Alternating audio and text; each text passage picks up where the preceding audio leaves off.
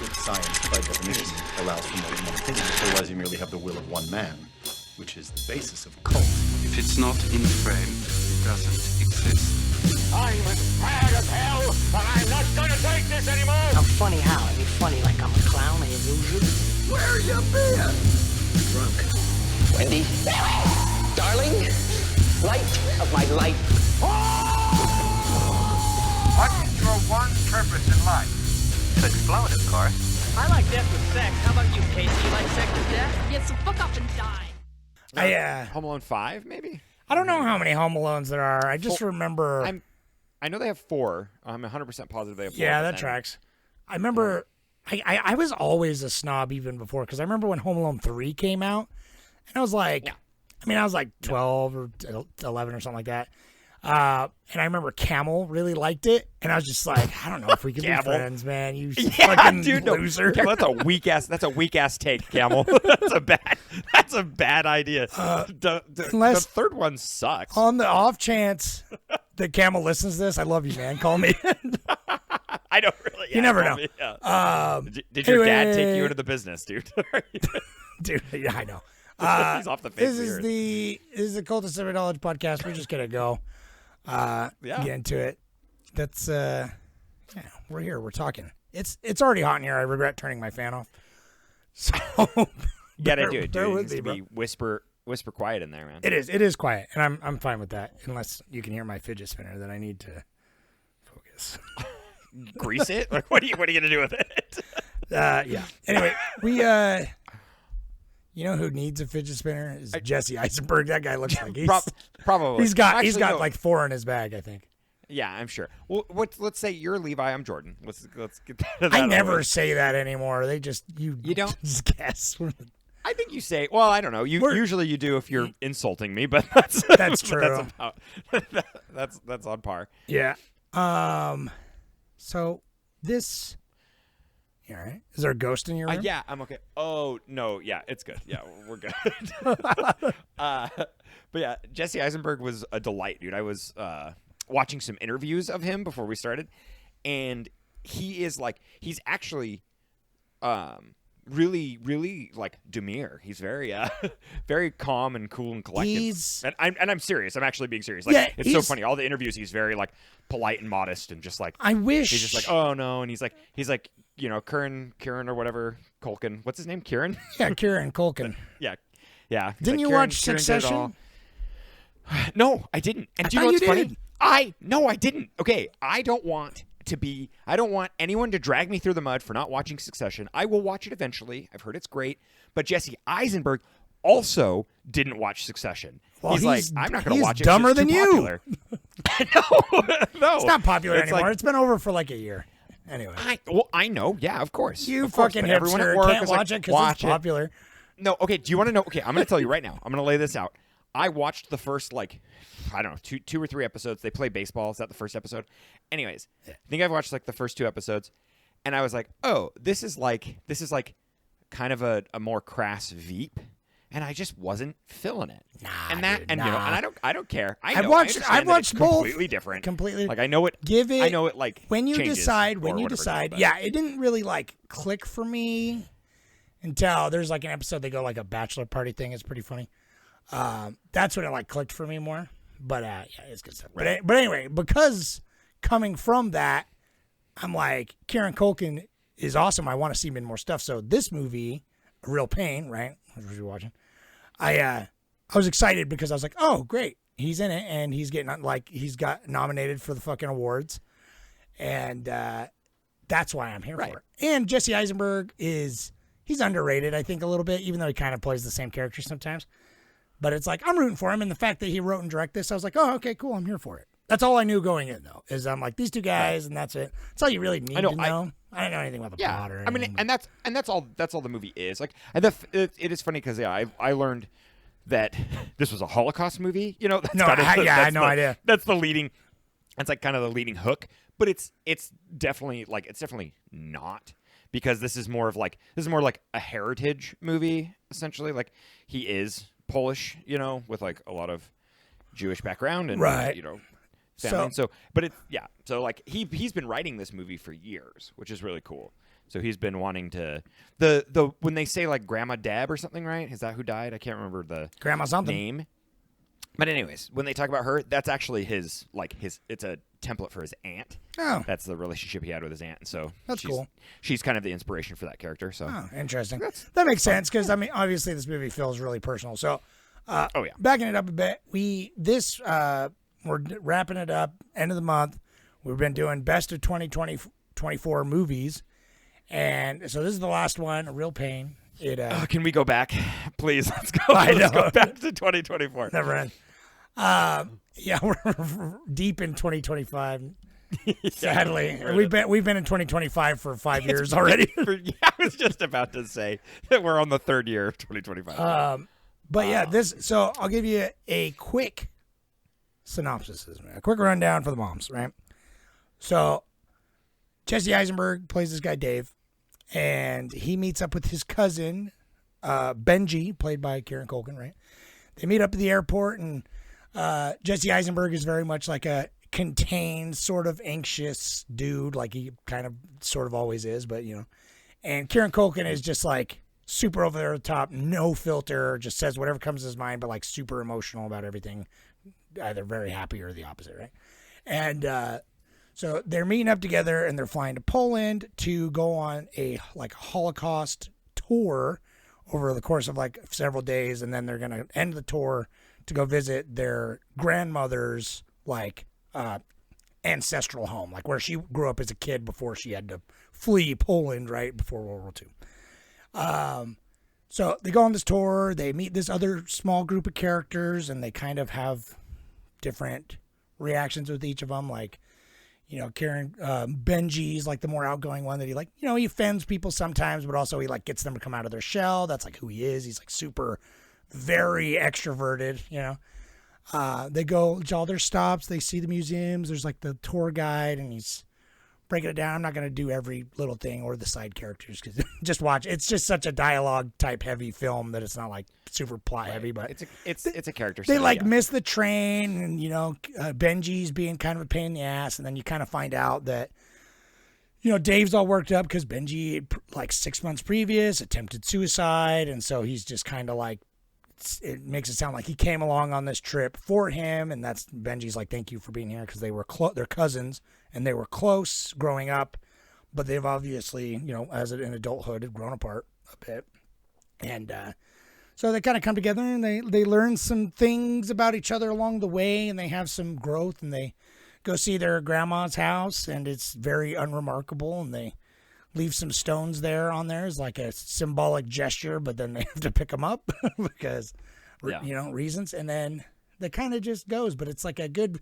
very much a character driven, you know, there's not like a ton of growth necessarily. Everything feels like it's very subtle, but it does it very good. I feel like this movie is like very subdued, you know, because it ends basically back where they were, but it's like, you know, they both learned a little bit about themselves and a little bit about each other along the way, and the meaning of pain. Yeah, not like physical pain though. It's very there's none of that in here really. Yeah, I was hoping because the title worked on like a couple levels, right? Because it's like a real pain, and then all the like the poster is like, and from the start you're like, oh, Benji's man, he's a real pain because he's like very oblivious to like social norms sometimes, and like is embarrassing or like overshares or whatever. But then you're like, oh no, they're both the real pain, and then you're like, no, it's about a real pain, you know. Pain.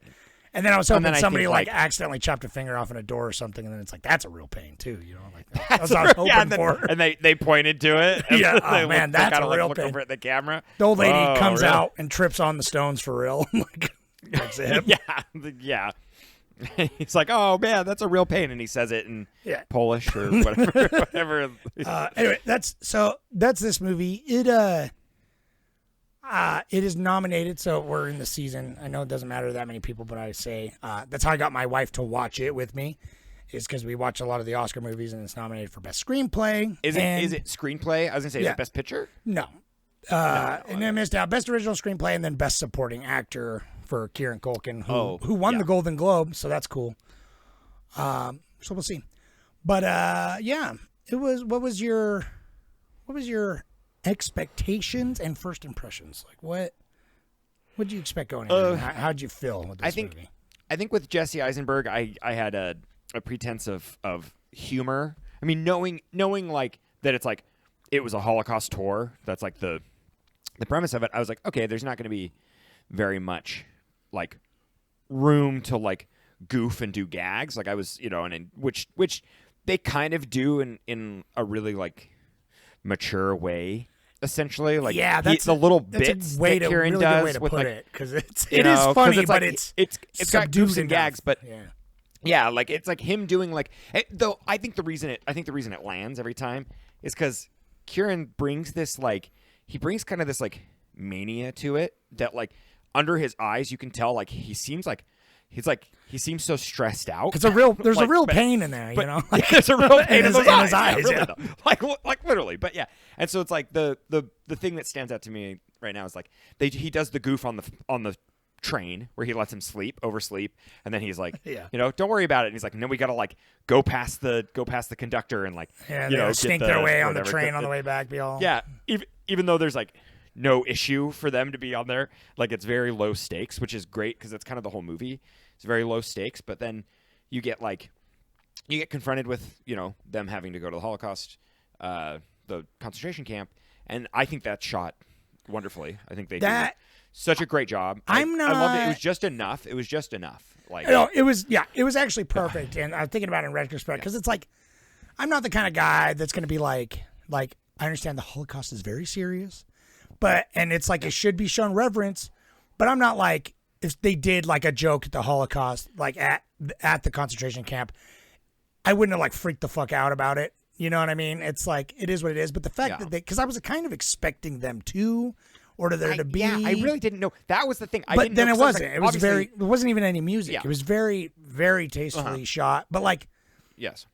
I think. And did you know that's the first and only time that they've ever filmed in a concentration camp? And so.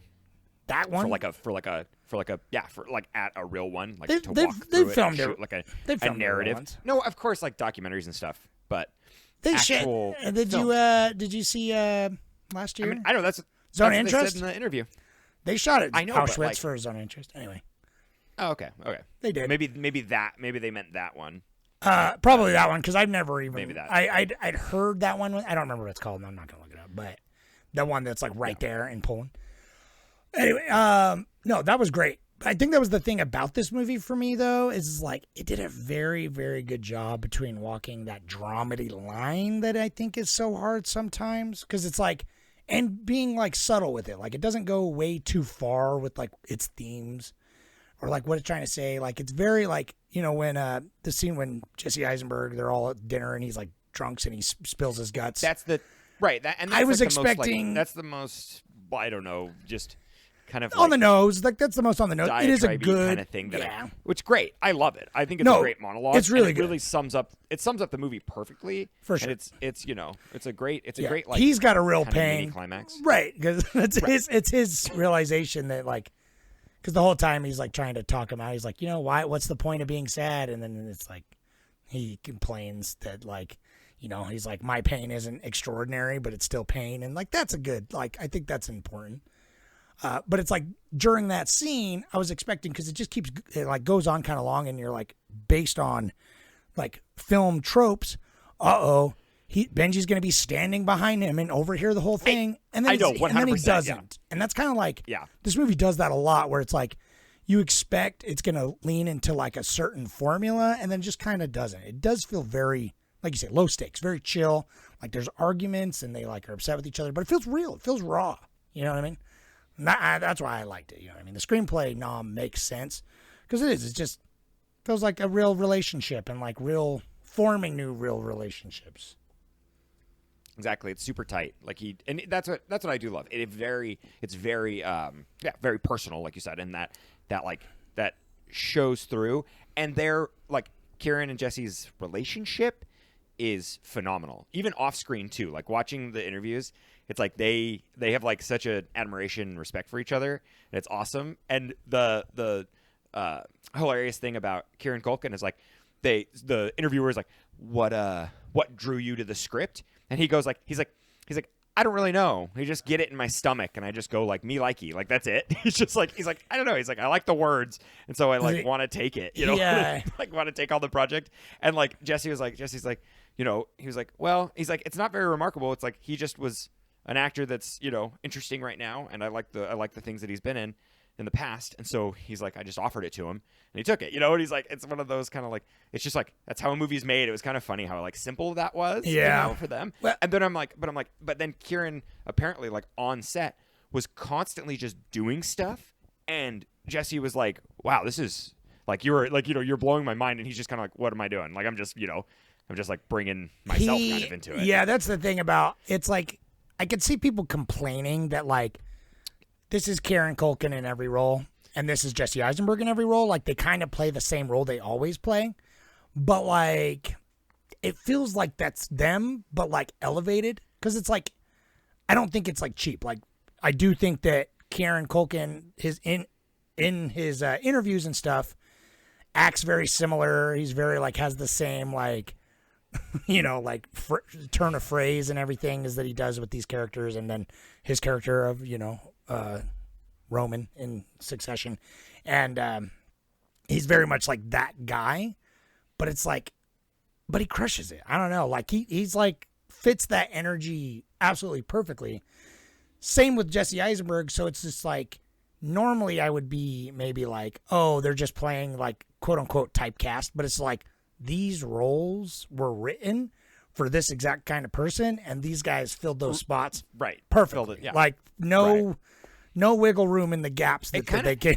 I'm actually like I've been thinking about it just like the second we just said like we were just talking about typecasting, and I'm kind of like that's kind of wild. Like it's just kind of how it works though with everybody. Like unless you're playing like a troupe, like an actual like living person, and you have to like kind of portray them, or you're playing like someone bigger, but you get I don't know, being typecasted, it's like that's such an interesting phrase we use where it's like I guess you just kind of know it. You can like you know it and you see it, and this does fit well. Yeah, it's like Kieran's career hasn't been like, I mean, it's been smaller. Like he's only been popping off recently, but it's like we most recently, I guess, for Jesse Eisenberg, watched like Zombieland right in October. Right. And it's like, yeah, it's the same guy. It's like essentially just like I was I know watching him, I'm like, it's weird. I mean, that's just a fact of us getting older too, but I'm watching, I think of Jesse Eisenberg and I think of like him as Mark Zuckerberg and like Social Network, and then him and fucking Zombieland, and I'm like, he always seems like young, and then I'm like, no, it's weird to see this baby-faced boy, but he's like now he's definitely just like in his 30s. Like, I literally said that when we were watching man. it. I was like, oh, he's kind of like the man-child look. Like, he's a man-child vibe. At times, it's like looking at him straight on. I'm just like, oh, this guy's like 20 or maybe 18, and then like, but then he'll like turn and smile, and I'm like, oh no, he's got the wrinkles, he's got the age kind of creeping up, man. We all got that. Yeah, it's interesting. Got that age coming at us, but it's kind of like no, it's really cool. Paul Dano is the other. Sorry, just like he's the one that's like Paul, I know he still looks like a child, and so every time they cast him as like a grown up, it always freaks me out. Yeah, he's the dad in Fablemans, and I'm like, he's great, but anyway. yeah, I know. Yeah, that is funny. Yeah, I do just picture him as young and like sad from Sunshine, but Little Miss Sunshine. But I think it's cool that Jesse's he's growing up and he's having kids, and that's his little kid in this movie. Oh, is that his actual kid? Cute. Yeah, that makes sense. That tracks. Yeah, that's sweet and fun. I don't know if that was really his wife, but I think that like. Something that's interesting about this movie is like we're introduced to the character of Kieran, like of Benji, in the airport, and he's like presumably he's been there for hours, because that's kind of like in narratively they say like he's like, oh, I've been here for a couple hours, whatever, and he's like hanging out.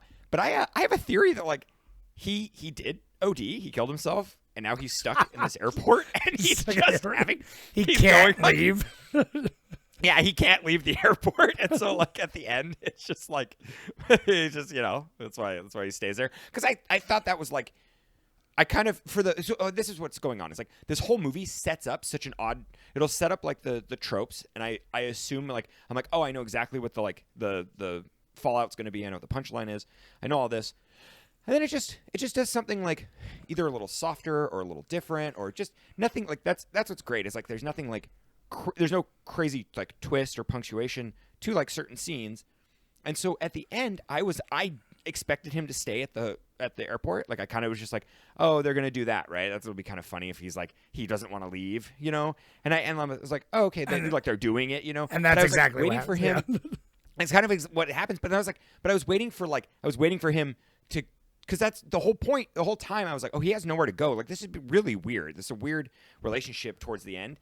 And then, like, when he stays in the airport, I was like, does he really not have anywhere to go? This is weird. Like, I kind of expected them to be like, then you show him driving in a car or something, you know, or like taking a taxi to his apartment or something. You know, he's like, I want to stay in the airport, and he stays in the airport, and you see him like kind of having the like no dialogue, you know, music playing over a conversation or something, and then him taking like the taxi home, and then him going to his you know, and him kind of living his quaint little life. But like they leave him hanging in that airport, so I'm like, he's dead, dude. It works. That guy's 100% dead. Are you expecting like Jesse Eisenberg to get to the airport and then Benji's not there, and they're like, we have a message for Mr. David, whatever, and they're like, I had to see about a girl, and then it's just him driving in over credits to go see that like woman. An old beat up car. Dude. He's like, damn it, and he's gonna go stole my He's line. gonna go meet like Marcy or whatever the woman from the tour, the older woman. Pulls a Goodwill Hunting. Yeah, dude. I mean, no, but I expected because like David, he goes to his family after.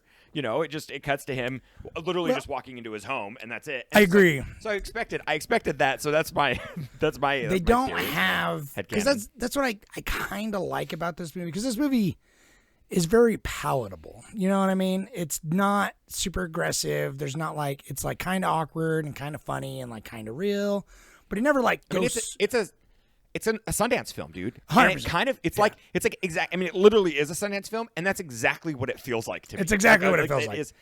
But, right, and I kind of like that. I haven't seen a good Sundance film in a long time. I agree. I like it because it's like, it doesn't have like these huge revelations. Like it feels real because it's like it feels like both of them have now had the seeds planted for the first steps for like personal growth.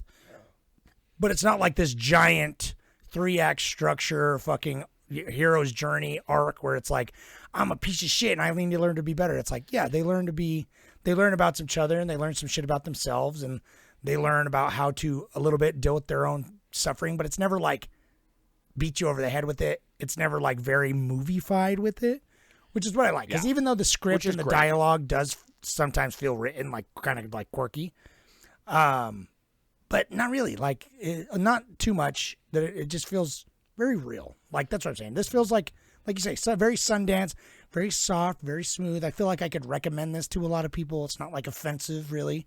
It's like an R-rated adult movie. I mean, Benji makes some cusses a lot. But is it R-rated? I don't trust it anymore. I know, dude, right after Conclave. After Conclave, he says fuck enough. You know what I mean? I know. Yeah, it's like But it's subtle what it does, because it's like, oh, I thought they were going to make a thing like there's chemistry. As soon as Benji finds out about that divorced woman, Marcy or whatever, I'm like, oh, he's going to try and fuck her. And it's like, he is like with her, like he talks to her a lot and gets her to come out of her shell. And then like near the end, like her body language, like I'm like, and he's like, oh, I went and spent the night hanging out with her. And I'm like, he was with her all night. But so who knows what that, like, but it's not like, but it's not overt about it, which I like. Benji doesn't seem like a womanizer. Like he doesn't seem like he's out to get tail. They could have talked all night. Like he wants human connection. Yeah, they could have talked all night, or they could have fucked, or they could have kissed once. But like either way, the body language and like just the relationship kind of build between them is just a subtle thing. In any other movie, you would just be like, this is the B plot, and here's how I like start the B plot, and here's how I go through the beats, and I resolve the B plot, and here's how it happens, and then here's conflict, blah, blah, blah, blah, blah. And so I kind of like that it just doesn't do that. Like this movie has conflict, but like just enough. Like it's kind of chill, and I appreciate that.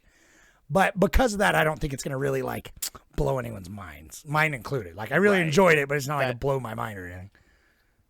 Right, exactly. Like, I definitely had a good time, and it's like it's one of those like it's not a stretch. Like the movie we watched last week, Conclave. Listen to that episode. Where Conclave, I was like, oh wow, I like went into this not necessarily expecting to hate it, but like just kind of like I have no opinion either way necessarily. I know what I expected what we were getting, and I kind of got what I expected essentially. But like I was like, oh, okay, Conclave's cool. Like, I'm pleasantly surprised. If someone talks about Conclave in 10 years, I'm going to be like, oh, shit, yeah, I, like, remember kind of being surprised by that. Like we said, you go know? listen to that episode. I'm like, I'll be down with that director's Yeah. next movie for sure. Whenever. Right, that is of announced. course. And where, like, Jesse Eisenberg, this film is like, I will sadly probably forget about this movie. I'll be like, oh, yeah, it was one of his. And I thought this was his directorial debut, but he did a movie. He already did a movie in, like, 2022, which looks awesome. It's called, what did I wrote it down? Oh, yeah, When You Finish Saving the World is the full title. And it looks You cute. only It's like it a little- because that name. That's a it's Jordan an indie, title. Oh, I know, that's for a, sure. 100%, dude. I am definitely a sentence title for sure. I love titles with a full sentence, but yeah, it looks cute. It's just like a little indie rock. It looks exactly like this movie. Well, yeah, I'll keep an eye out because it's like it was very well written. It's like very well acted. You know what I mean? It's like the directing and was well directed. Yeah, I mean it was tight because that's the thing. It's like No. the best thing probably about this movie is that it is 90 minutes. It's like Yeah. the perfect amount. It is just like this is like a light lunch, and it's nice to have that sometimes because it's like movies so often are just trying to be like so much or like for like sometimes it's amazing. I mean, you get movies that are like so extreme recently, like The Substance, or even Conclave, where it's just like takes something that could be very mundane and makes it very intense, like with its direction and stuff. Right. Almost kind of a detrimental. Almost too much. Like you know, maybe yeah, a it's like little, too much. little Where much. this movie, I really expected like every time. And that's what I loved about it too. You're saying it's very like real and human. It's like I kept expecting like Benji to just be like to break down and be like I'm broken, man, like I can't be fixed, like everything's like terrible, but like you'll get that in just like little tiny bursts where it's like when you get that he just second kind of like hand seems through bummed. David's character, because it's like Right. he's the only one who kind of has that moment, which I'm like, yeah, that's the only one in the movie where I'm like, okay, that feels like the monologue moment, kind of. Yeah, Even though it's great. it's kind of it's like the thesis of the whole movie. It is. In that It is, scene. yeah. That's who David is and Benji is, and that's like, but it's great because it does like it touches on like their relationship, and it touches on a larger theme of the movie where the group is kind of just like, oh, like they can see through Benji, like, oh, Benji's like, he's a real pain, and like they're like, oh, this like that this poor guy kid. But then that's what I is loved about in it. a real pain. Is in a real pain. Then But, the like, Jewish husband's like, yeah, he is a real pain, I know it's a real pain, and they're like, no, he's in a real pain, and you're like, yeah, real pain, I get it, buddy. because they're like, that guy is. They're like, he is tormented, and you're like, oh Yeah. God, like calm down, like, but yeah, he is. Yeah. But yeah, right. But then later when the tour guide like gives him that like, full-hearted like, sincere thank you, that he's like, oh, I finally someone like came out and like kind of gave me like criticism on this tour, I appreciate that. And then he's like thanks, David. Like he leaves. I know, It's like that's great. That's like, what is that? I mean, it's just like it's funny because, it's I don't know. It's like it's got a lot of some Woody Allen energy in it. It Some of does. the thing, Yeah, it's got and that's that's like kind of the punchline where it's like it's funny, but it's like at his detriment, where it's like he does feel insignificant and everything, and then it's just like he got it. he kind of was, reinforced. because it's like, Yeah. especially standing next to Benji, it's like who leaves such an impression. Because I was even talking about with Mary while we were watching it, and I was like, it's like that those people are gonna remember those guys, at least Benji, for the rest of their lives, just because they're going to be like, remember when we went on that tour and there was those two guys? And be like, yeah, I remember that guy when he freaked the fuck out on the train and was like, said we were like, need to go be in the back because we were getting herded in. And, obviously this has a lot to say about like the pain also of like ancestral and like kind of more like hereditary style pain. I mean, I didn't connect. I'm sure some people will really connect with that, but I don't even. time, yeah. I barely know who my parents are, so I don't know about any of my like. I know. Right. Yeah, we're definitely we're very American. That's what I loved about it when Benji says that, like we're American at the beginning, and even David, right? Maybe Jesse Eisenberg's character talks about that, like we're American. It feels weird to be like here doing this, where it's like, because like in America, even with our heritage, it's like so different. it's such a different like amalgamation of so much stuff, because like true. then they're in New York too, which like New York is like It's like Hector's the huge melting pot. population and Yeah. has like there's a lot of like there's a lot of, and that's what's funny. They even say, well, I know, yeah, but like they were like talking about like Hasidic Jews, walking around, and they're like, oh, it's so, so different there than here. And what they expected. They expected it to be, more like staunch, and they were like, oh, Well, because it's cool to see interesting this, like- how little they are removed that it's just like you don't realize it. Where he's like, if that didn't happen in an alternate reality, then we would be here. Yeah, we would be You know both. what I Yeah, mean? right. Like- That's crazy. Right. And it's like, just one step removed to having a completely different person. But it's just like, so I thought that was interesting, but I could see some people really connecting with that. But it's just like, I'm pretty sure you're the same, where it's just like, our family lineage is just white peasants for like the last 200 years. And I have no idea where I'm like, like 10% Irish, like 10% English. Like, I know. Yeah, they're. We're I'm a from disgusting Idaho. Like our potato white farmers nut, from Idaho, yeah. and then like it came. Yeah. So who even knows? That's So like I can't relate to any years ago, but old heritage like that, but I can see Yeah. that coming from like, And they- especially from and like they- the Jewish perspective of like, I could see that having like a pretty big impact for like someone going through that same thing. Cause in like a modern day, American trying to kind of connect more with their roots and having all the different kind of like, I don't know if I'd say archetypes, but like everyone in the tour group has like such a different perspective that it's like just enough. Like I forget the one dude's name who's from like Nigeria or something, but it's like I loved his character. yeah, Eloge, I think. Yeah, Eloge. yeah, that's right. Like But yeah.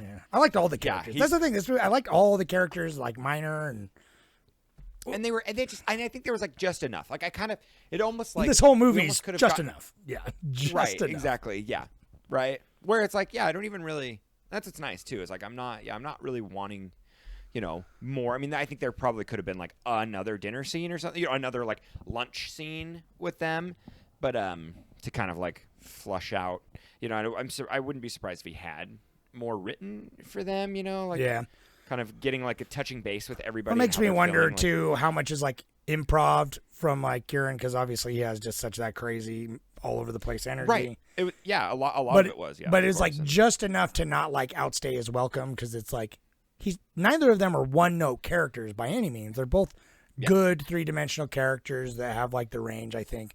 But it's like they are both the same outward, and I think that's what's so like kind of impactful about this movie is it's like they touch on like how they're like hurting inside and like their actual troubles, but kind of on the outward, it's like Benji's the crazy extroverted one and David's the fucking anxious one, you know what I mean? And it's like, so it's kind of perfect because it's like by the end of it, they're like not like I don't need to be this person anymore. But if the movie was like 2 hours long, by then you might be like, yeah, all right, you know what I mean? Yeah, I get it.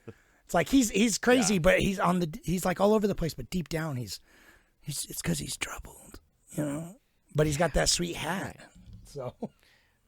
I know, yeah. Which Hat's I dope. do love feel this, like love this sweater. I do feel like Kieran Culkin just bought that hat probably and just was like, "This is it. We're gonna wear this in this scene." He's like, "Yeah, hell yeah." Yeah. Well, I mean, I think it's cool too, is because they actually, this is all filmed in Poland and it's like all shot on location, and so they like did that tour. Like it's kind of funny. Like Jesse did a lot of research on like the actual tours and like how it would be, and so like getting that guy Will Sharp to do the who plays James, the tour guide, he like did a lot of research on it too, and I like he's probably my like second favorite character in this whole movie. Like he's not in it very often, great. but like every time he's in it, he does such a good job at like kind of diffusing the situation, but being like there's so many times where like I cringed because Benji's like unhinged at some points, and he does such a good job to be like to just totally validate him and to be like, all right, but kind of like we got to move on, Like some He people does such a do good feel job. like that. That's completely understandable, and you're like he is very like Yeah. soft and professional, but then he's like, yeah, he's a little bit shook when like Benji kind of gets in his shit and like criticizes him so heavily, but then it like clicks later because it's like David's always apologizing for him. He's constantly apologizing for Benji, which I mean, like rightfully so. It's like Benji doesn't care about being embarrassed, but It's like, I know if I was with him, I'd be like, can we just like pump the brakes, I know. bud? Like, yeah, that's what I'm thinking. Because they do that. Because David and James have that like moment where they do the like the sorry, silent he's like I'm so sorry. Yeah, like, yeah. That whole like like like he's a real pain. Yeah, So, that guy is a real pain. know. But then he comes back around at the end, and like you said, in that moment where he's like really sincere, and he's like, I thought about what you said, and it's like it had such an lasting impact on him.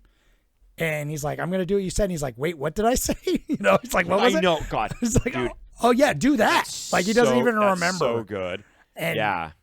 I don't know. It's like a perfect And dichotomy. that really shows like that shows exactly how like you don't know who you're going to impact, and like people don't know who've impacted you. Like, it's so wild to be like that, like where someone will say something kind of off the cuff or like their thought, and like you're sitting there like, oh my God, like I'm wrought with like thought. I've lost sleep over this, and then you tell them about it, and they're like, oh, okay, yeah. It's so like normal, or they've forgotten it, and that's what's so great is like this movie has just enough depth. That's what this movie is, dude. It's wet enough, man. It is wet enough. It's just wet enough.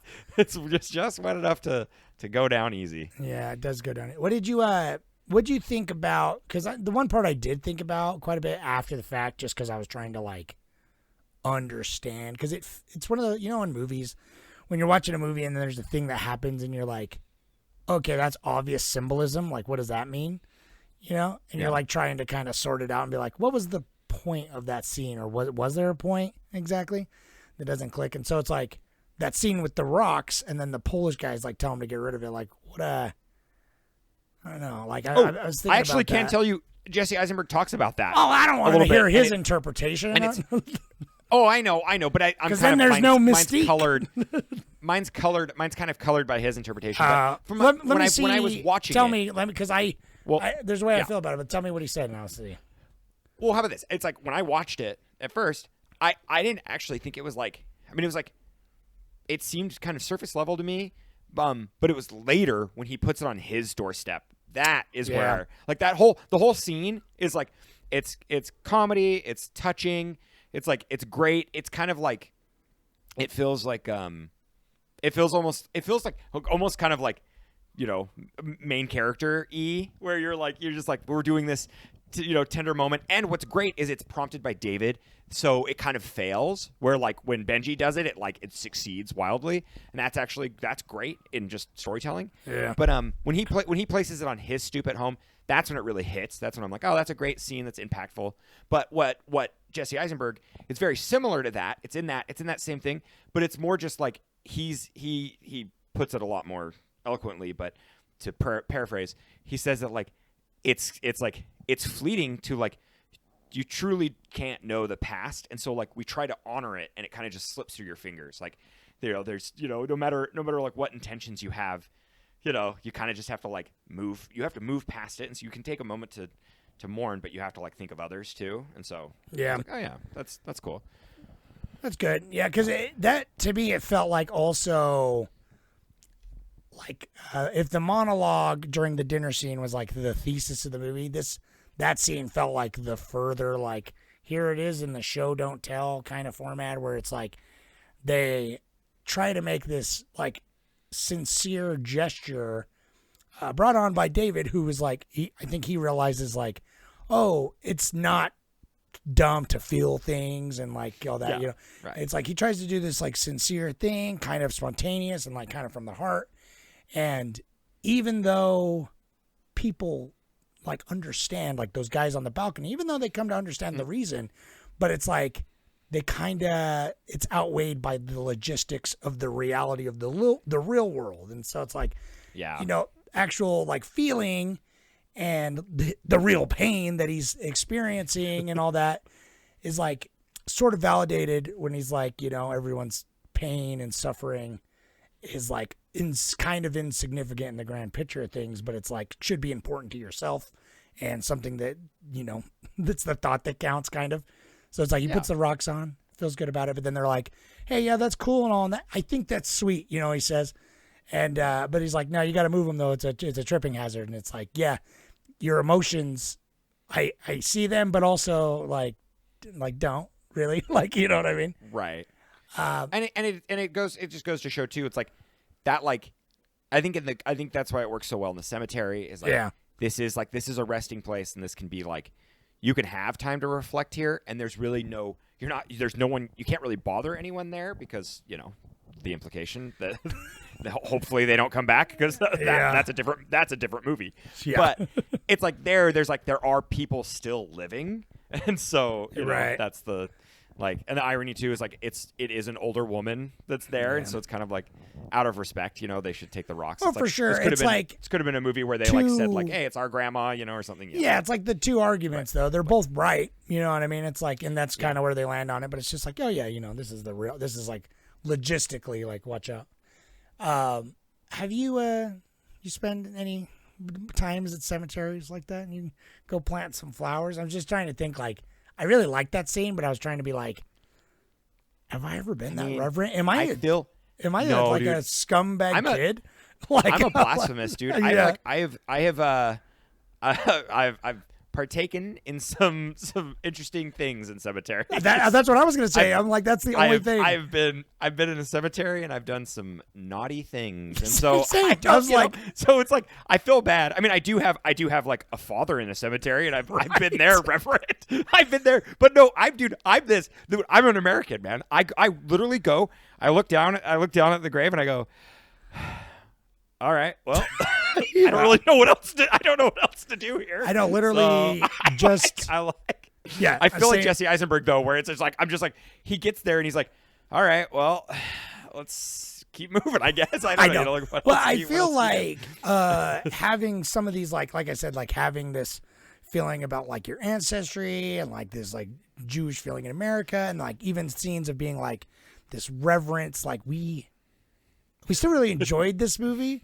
But I wonder we're over here and be like, it's just so smooth and like so inconsequential. But then like there are people that are like, no, that really shook me to my core, like. Right. Well, no, definitely. And I feel like that's very valid. Like I do feel like kind of a Jesse Eisenberg at times where it's like when Benji's like, you used to cry, man, all the time. And like, I love that scene when they're just like, smoking weed up on the roof. And it's like, he's like, you used to cry all the time, man. I'm like, I get that. It's like we fucking like, I mean, just to survive, you kind of have to like push things away. You kind of have to like be like, okay, I can't be like debilitated in my emotions all the time. And so we build this like jaded, build like a wall. Well, that's and growing so up, and that's kind of the thing, right? In this movie, it's like that's growing up. But you're so jaded, man. I know.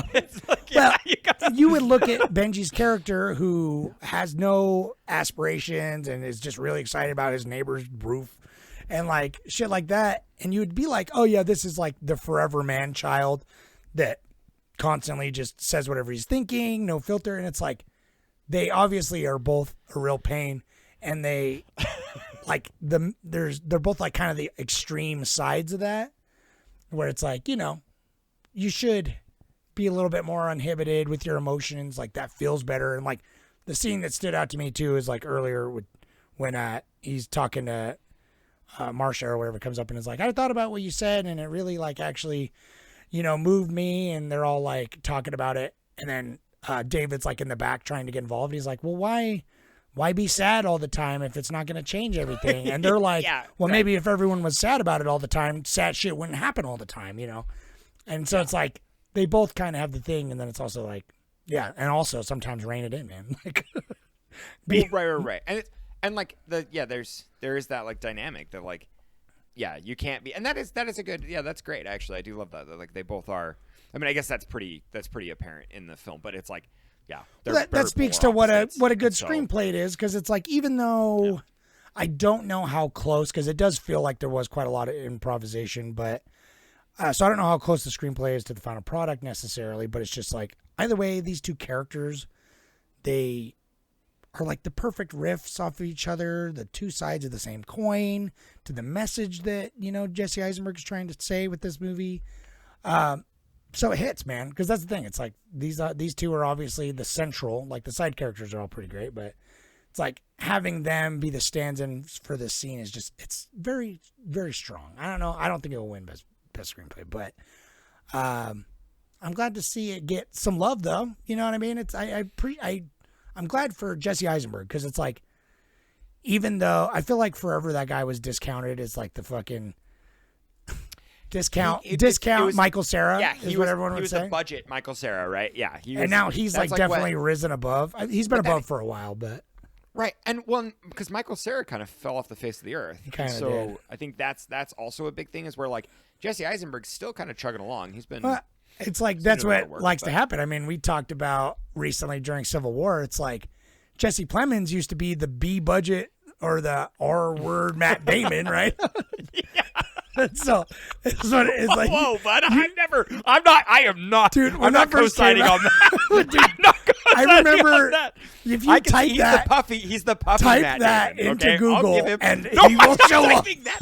Google won't even. I don't even want Google to hear this conversation because it's gonna get my algorithm, dude. I know. It's gonna somehow. No, I find mean, out. I didn't say it. I'm saying the internet know, said yeah, it. but you basically, yeah. I don't agree with it. I love Jesse But- Plemons. I know. I do too. I do What are too, you man. saying? Yeah. But yeah. I'm saying he was the discount that Matt Damon, and now yeah. he's way like Matt Damon's fine. He's good, but like sure, Jesse yeah. Plemons.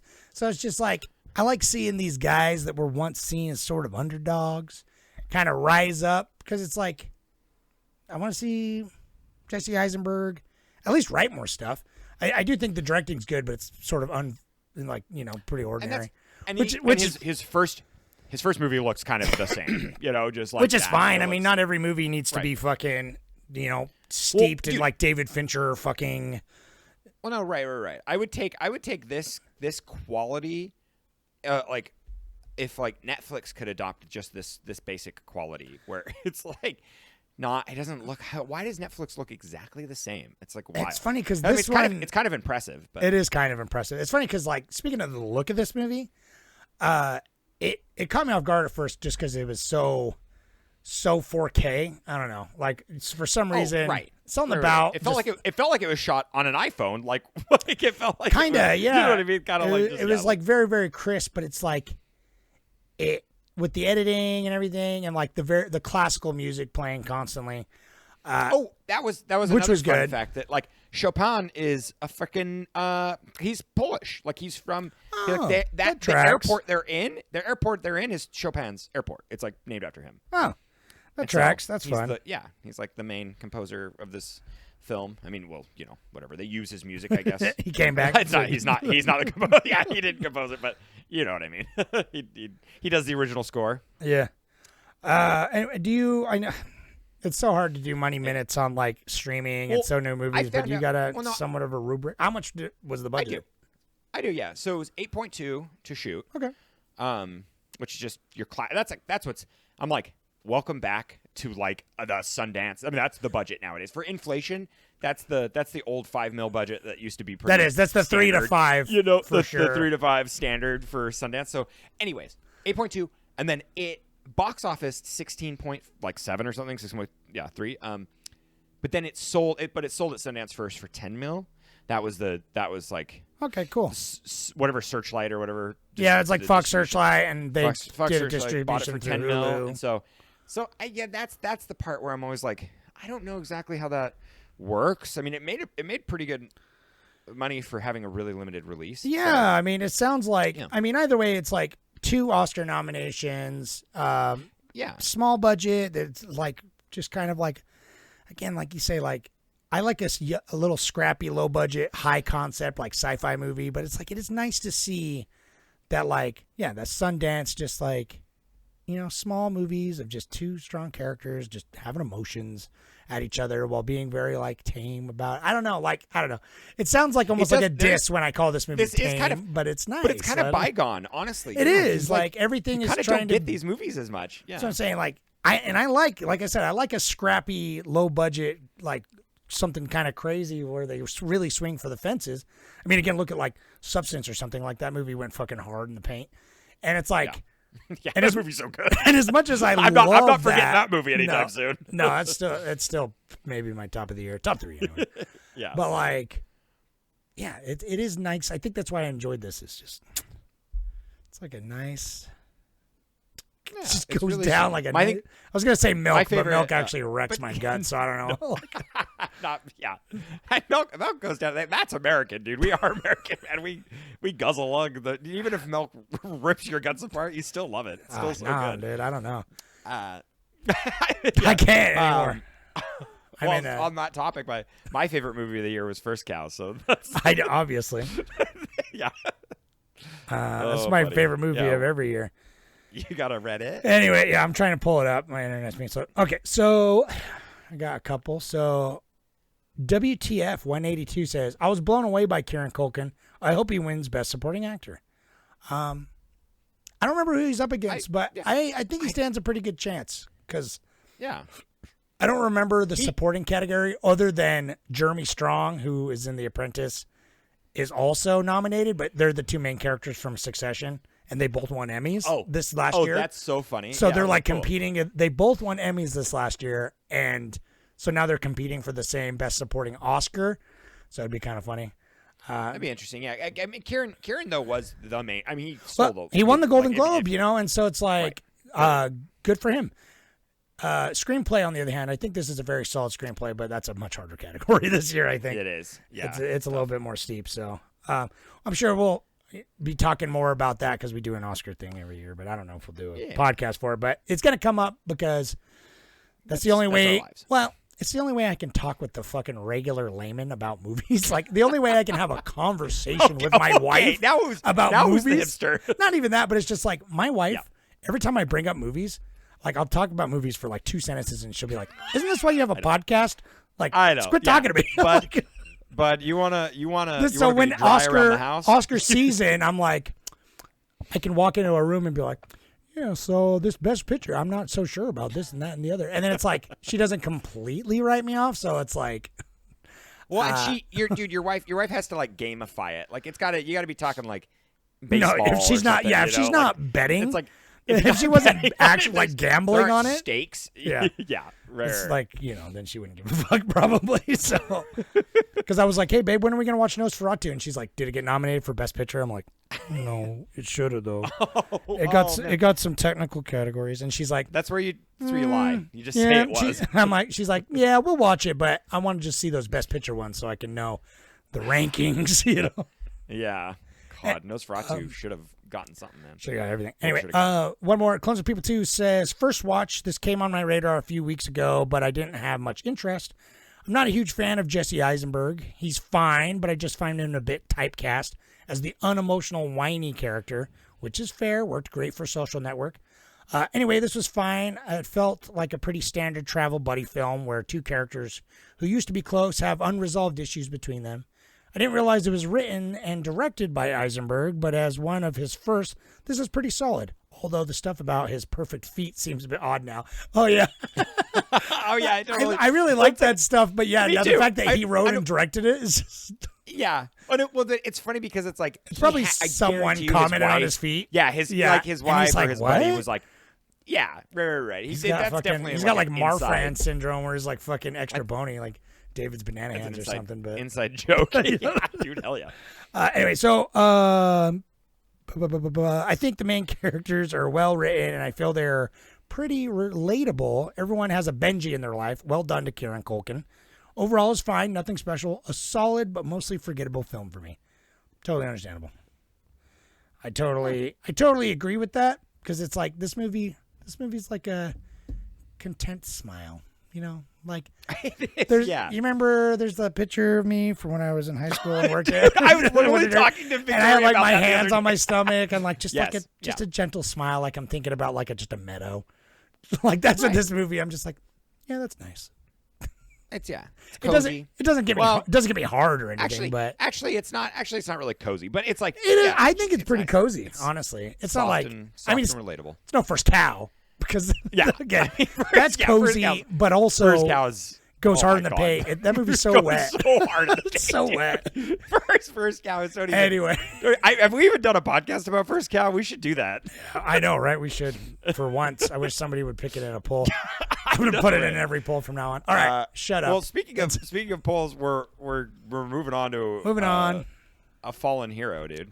Yeah, I don't know for sure what the theme is going to be next month yet. I've been dinking around with a couple things, but I knew in my heart that we had to do some David Lynch. We've covered some David Lynch, R.I.P. We've covered some David Lynch in the past. We watched Mulholland Drive. We watched fucking Dune. We watched fucking Blue Velvet. Blue Velvet. And so I put a couple other ones on the board. I'm super excited for what won, dude. Yeah. So this next week, in honor of the late great David Lynch, we are watching Lost Highway. So I'm sure you voted for that, right? No, I actually, funny enough, did not. Oh, But really? I'm excited Okay. that it won. You know what's funny? I didn't know what was going to win. It was actually really like, because we definitely I put Eraserhead because I haven't seen it for so long. Yeah. And I don't know. I thought it was going to win, so I was like, well, I'll just bump it up. And dude, I can't believe I lost yeah. Yeah, I know, because that's like the one you haven't seen, right? Yeah. I'm excited to watch it again because it is very unsettling. I mean, they're all his movies are unsettling, but there's something about Lost Highway. We'll talk about it next week, but I know I voted for Inland Empire because I was like, that's the only one I haven't seen, and I'm like, I'm never gonna I've always wanted to watch Inland Empire. It came out like 20 years ago, and I've always wanted to watch it, and I'm like, I want the podcast to force me to watch it because every time I'm like, am I in an Inland Empire 3-hour long kind of mood? And it's not always a thing, so. I might have to find a way to sneak that back on in the future. So I might need that little push. But I'm excited to watch Lost Highway because I don't remember all of it. So, well, dude, and Clones Are People too. They suggested that we do like an auteur month, maybe. Yeah, maybe. I think we'll talk about it, and maybe like writer directors or something like that, or I don't know. Sure. Break it down because I mean, like we've definitely done directors, like we've done Kubrick, we've done I don't know if we did Quentin, we did Nolan, we did Fincher. I don't know. Have we done? Did we do Scorsese? No, we didn't, huh? No, we did. I actually don't know. We I think did. we've done just Kubrick. No, we did an entire month of directors where one was different every week, and then we did an entire month of Kubrick where we watched. We did a whole month of Kubrick.